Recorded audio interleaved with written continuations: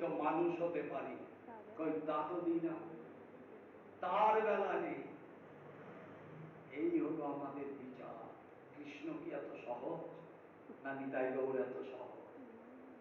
হ্যাঁ, 10 অবতারে গৌতম বুদ্ধ এসেছিলেন, তিনিও যখন দেখছেন ওইরকম পাঁঠাটাকে নিয়ে যাচ্ছে বলি দেবে বলে, তিনি তখন করলেন কি, যে ব্যক্তি চান করিয়ে পাঁঠাটাকে নিয়ে যাচ্ছে, বুদ্ধদেব সঙ্গে সঙ্গে তার গায়ে একটা চিমটে দিয়েছে, খাদাম করে।